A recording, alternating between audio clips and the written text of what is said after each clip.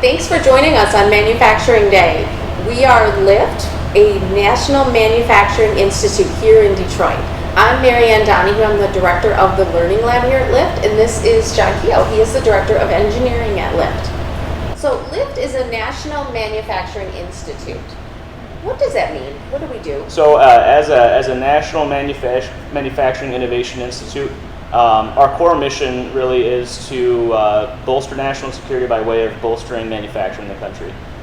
What that really means is that we're driving advanced manufacturing into the future through technology and talent development, in a kind of a parallel approach right there. We focus on identifying new and promising technology and helping to foster the growth of that technology and development into the manufacturing sector, as well as growing the workforce right alongside, so that way when they're both ready at the same time, they can come together and actually add to our manufacturing capabilities in this country and help to continue stepping us forward across the line.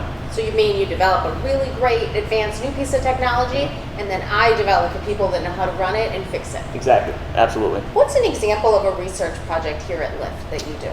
So one of my favorite ones would be wire arc additive manufacturing. So many of you have heard of 3D printing, probably in the context of plastics, and there's also metal 3D printing, so metal additive manufacturing.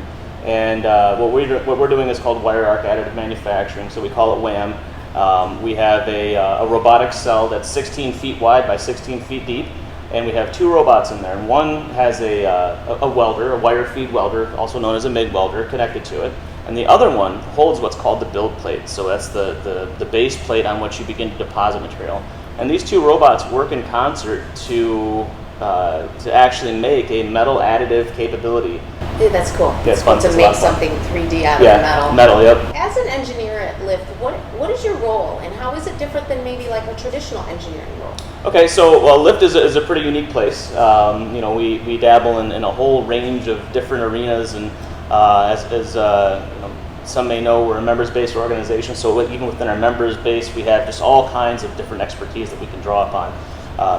As the director of engineering here, then I make sure that all of our project activity is taken care of, addressed, and on time, down on the high bay floor, but also help to direct and guide the development of new technology, the fostering of the growth of new technology as well, and then kind of hand that off over to you and your team as well to help to build out the talent side of things as well. So it's certainly a different role than just a traditional engineer, but also traditional engineering as well as also often quite rewarding as well. So why should someone consider a career in manufacturing?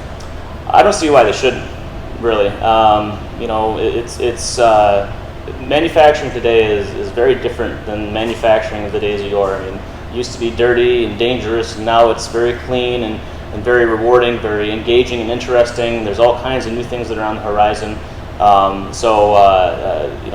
There's great job opportunities, great opportunity for compensation and pay, and it's fun. It's a lot of it's very fun, and as I mentioned, it's also intellectually stimulating and rewarding.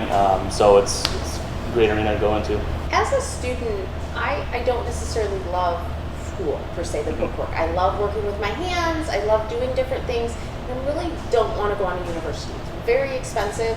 What type of career, not just a job, but a career, something that I can make good money in, do you recommend? So, totally identify with that. I never was really all that interested in school either, and somehow I ended up going through 15 years of university after that. It delays things. And it's very expensive. It's incredibly expensive. Yeah, it's incredibly expensive. So with that said, hindsight's 20/20, and if I had to choose back then, I would have perhaps gone into the trades, whether it be robotics and mechatronics, CNC manufacturing, welding, machining, things like that. And there's also a wide range of trades that you can engage in as well outside of those that are still going to give you great job security, great pay, a great life and all that.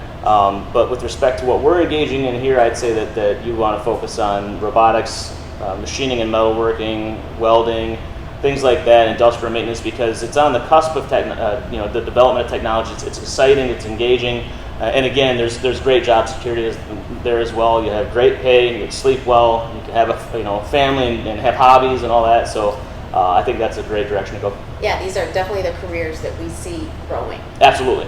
Why is the government focused on manufacturing? So if you can't make things as a country, then you can't defend yourself.